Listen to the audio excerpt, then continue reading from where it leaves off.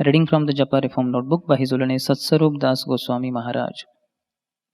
We have to free our minds from doubt and mundane speculation.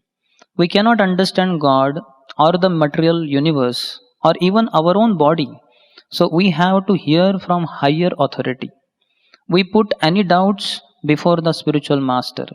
His answers destroy those doubts. Then approach the Shastra and the holy name with full faith.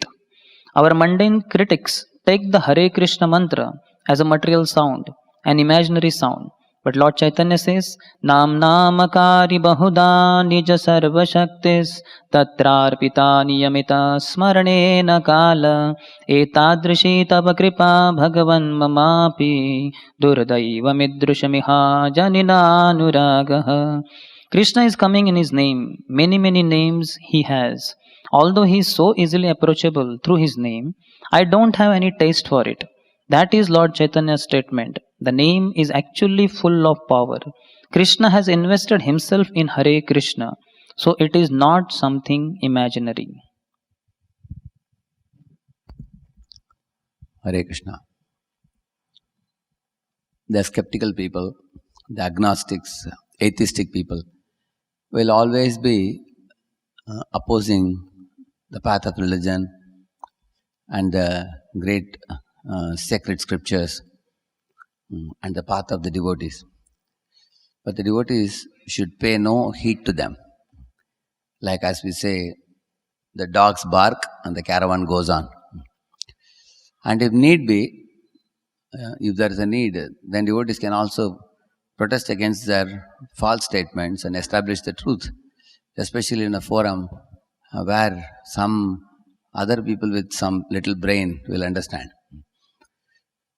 Therefore, one should not fall for their skeptical statements. For example, when Srila Prabhupada was in America, he was teaching young boys and girls to chant Hare Krishna, and that really surprised many American people in the government, as well as police and parents and teachers and priests, everybody in America. Because by Prabhupada making these people chant, these people are actually reforming in their character. And they were becoming more awakened, more wiser, more well-behaved, gentle. And that really came as a big surprise to them. In the meantime, when these people expressed their surprise, certain professors like Stahl and other people, certain people came to argue with Prabhupada. Some of the professors asked Prabhupada, why are you unnecessarily torturing these young people to chant these names over and over again? It's actually a kind of punishment. When they are not willing and when they are not comfortable with it, what is the need of this? Why don't you just teach them philosophy? And why don't you give them the freedom of thought to read different books and decide to do what they want to do? Prabhupada immediately quoted from the scriptures, Satatam kirtayanto ma yadantascha drida-vrata. Prabhupada said, I am only telling them to chant 2 hours, but Krishna says 24 hours they should chant. And like this, Prabhupada quoted many scriptural statements. And also Prabhupada said, it's not that only we chant. In every religion there is method of chanting. Like Jesus says, O Lord, thou art in heaven, hallowed be thy name. Or the holy name of the Lord should be called out loudly with all the musical instruments and proclaimed everywhere. So, with all thy heart and all thy soul, he says. That means with all our might, we should chant the holy name. With our mind and heart and soul and body, playing the instruments, one should call out the holy name. So it is not some method specific to only Hare Krishnas. Similarly, there is Nam Japa in every religion, whether it is Islam or Christianity or Sikhism or Hinduism, any ism you take, every religion talks about it. So Prabhupada very scientifically, logically, practically established the fact that repeating the holy names of God has been a well-known method since time immemorial. It is not some Hare Krishna invention.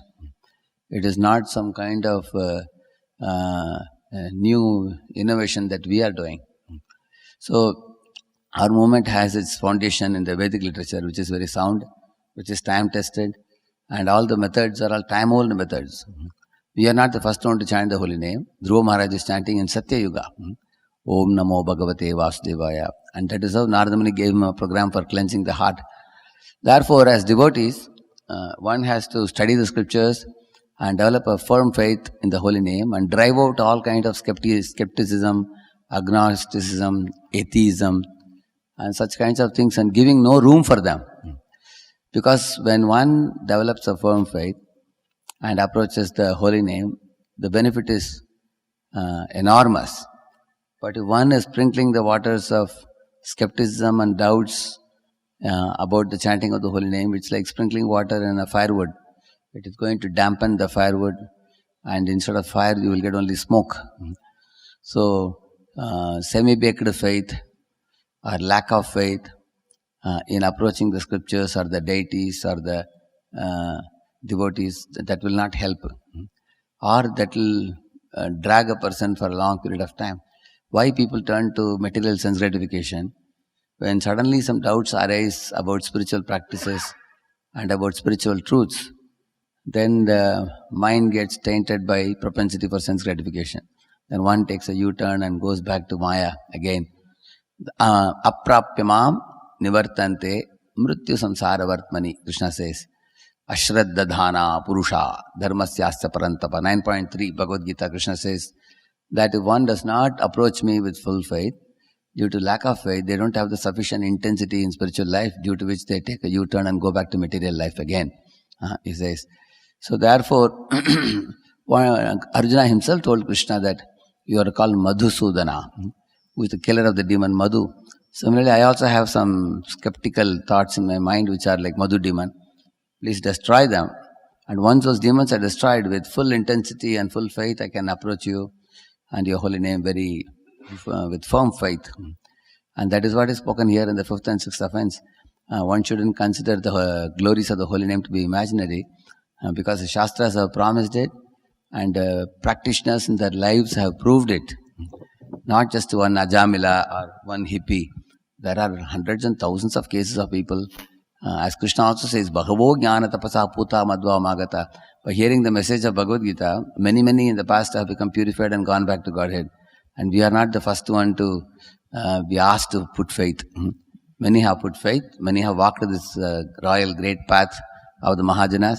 Many have achieved perfection, and the choice is ours, whether to faithfully follow them and go back to Godhead, or insert some doubts and skepticism in order to continue our own independent program of sense gratification. The choice is ours.